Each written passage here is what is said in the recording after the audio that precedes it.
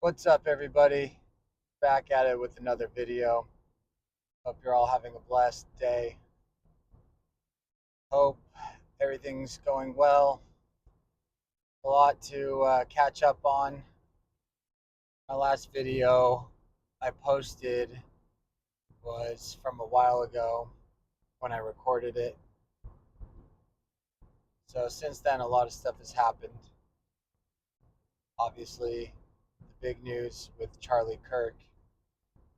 Rest in peace.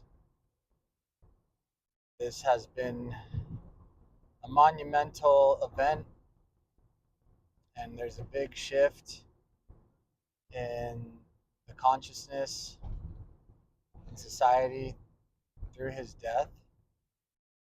And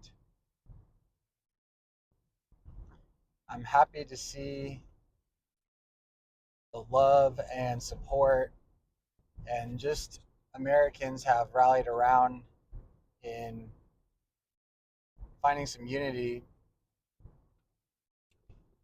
recognizing that what was done was heinous act, heinous and evil act. And of course, not all people are um, mourning. Some people are celebrating this.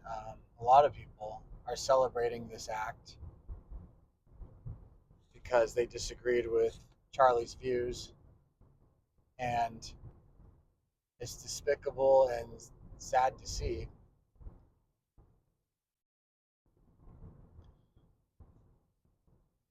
I've been watching a lot of content trying to get to the bottom of this. I've been talking to friends, and as the information comes out, we've been sharing it, discussing it, and it's just surreal. The whole experience is surreal, and now we're about a week now. It's been 1 week since the murder. Last week it was rough for me. I didn't realize how much I would grieve this loss. When I heard the news, I was in shock.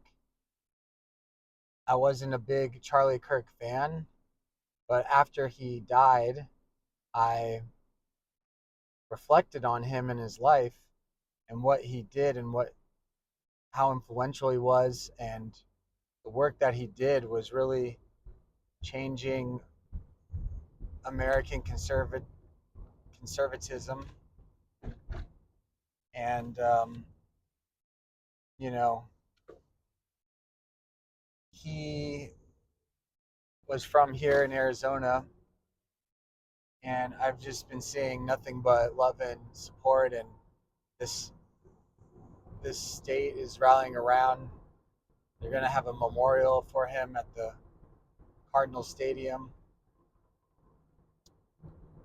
and the Catholic community is really rallying around, coming together, praying, and it's beautiful to see. And I think this is waking up a lot of people. A lot of people have had enough of this stuff, had enough of this nonsense, this chaos, this evil. We've been abused for the past 10 years with liberalism, leftism, cultural Marxism, everything that Charlie Kirk was speaking on, we have been attacked with.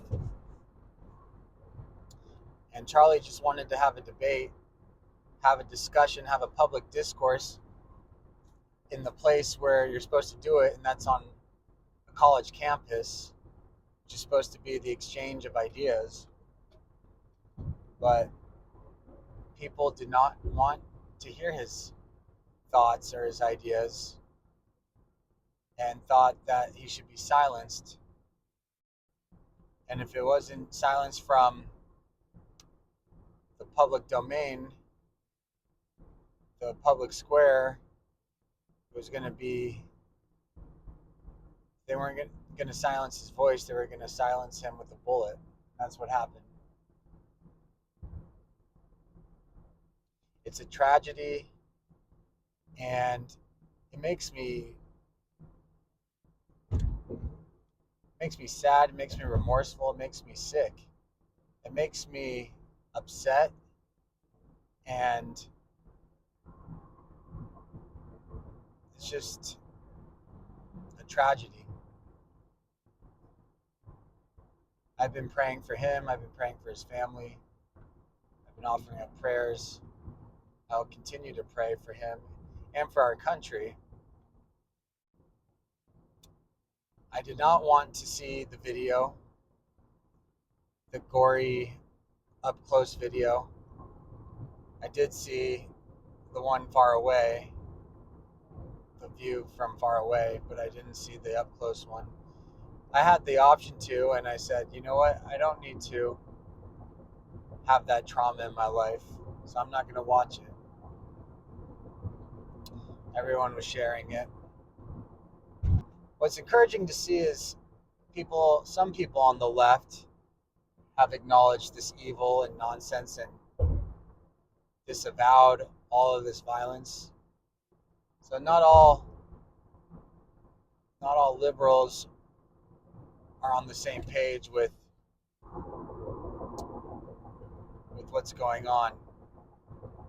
So that's encouraging to see. And Charlie Kirk, he's a true American patriot, American hero that will be remembered. And you made a martyr out of him. And now his work post-mortem is going to be bigger, stronger than what he was able to accomplish being alive, because you did not silence him or his ideas. You've just invigorated a whole new generation of people that are God-fearing, the youth, God-fearing men and women who are tired of what's going on in the world, and they want to fight for God. And we will be on the right side of history. As long as we have God in our life, as long as we give our lives to God, we will be on the right side. And that's all that matters. It's a spiritual battle, it's spiritual warfare.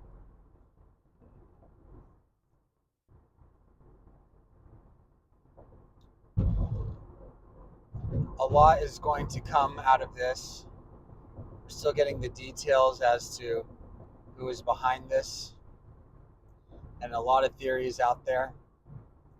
All sound plausible, but we don't know for sure. And it's the spirit of confusion. They're going to, we probably will never get the truth, because the way the intelligence agencies are, they want to cause confusion.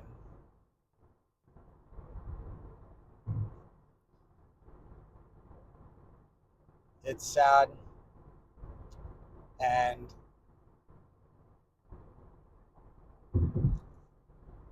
I try to think what can come from this, how we can turn this around, and I think this is a wake-up call. It's bringing a lot more people to God, realizing, I keep hearing that because of this, young people are wanting to be better, go to church, and start being a better person. His death has made me want to be a better person. I think about what he was able to do, what he was able to accomplish, and I didn't agree with everything he said. He was right in a lot of ways with the culture wars, but he changed his opinions over time. Early on, he said things that I didn't agree with, and then he started to get more and more. I mean, he was asking more questions, and I guess towards his death, he really was asking questions where he almost, it looks like he was close to being in the Catholic Church, and he probably would have kept going and ending up in the Catholic Church. His wife was going to Mass. He was going to Mass with her, to Catholic Mass.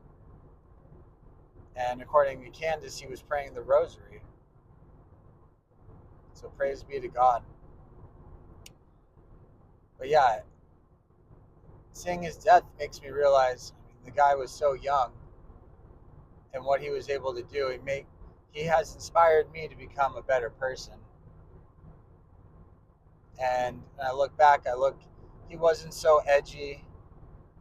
I mean, the left would think he's edgy, but he wasn't edgy. He was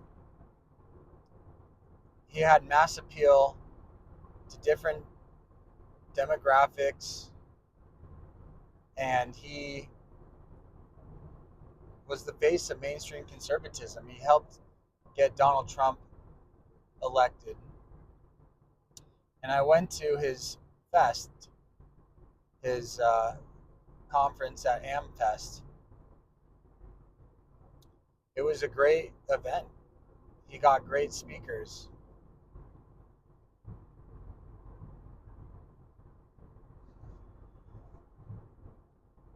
So this isn't over yet. There's going to be more and more discussions on this, and I know eventually it'll get tiresome. I mean, I get a little tired. I have to take a break, but I want to get to the bottom of it. But what can we do now that he's gone, and where do we go from here? Well, if anything, this should inspire us to be more fervent in our faith, have more zeal, be more outspoken and not afraid. That's one thing with Charlie. He was not afraid to have discourse or speak his mind. And in society, the right has been bogged down. They've been afraid. They've been turning over their shoulder, making sure they're not going to get in trouble for speaking their views. I mean, for most of my adult life, or let's say the past 10 years, I have been paranoid or afraid of getting in trouble for saying the wrong things. And I think there is a culture shift, and there's going to be a turning point. Charlie Kirk was turning point, and him dying is like his fate was sealed with turning point. He is the turning point, and things are going to change. We're seeing the right having more social capital.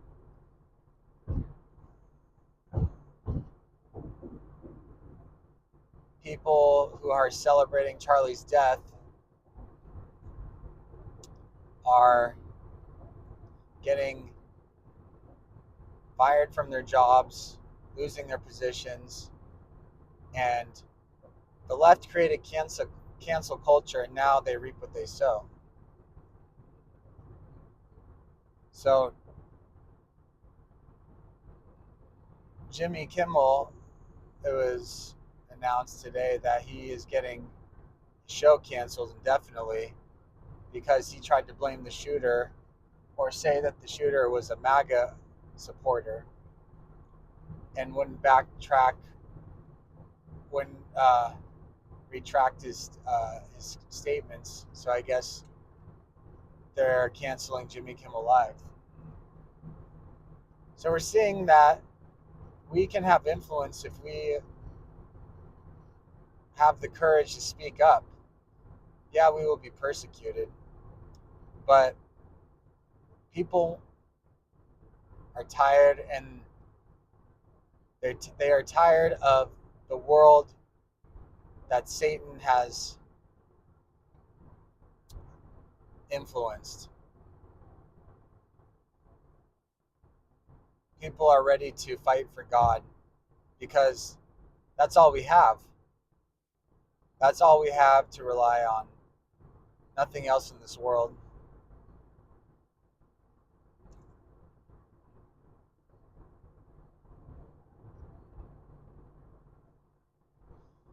So I continue to pray. I continue to make these videos and speak out, speak my mind. And I pray that people will be encouraged to come to Christ.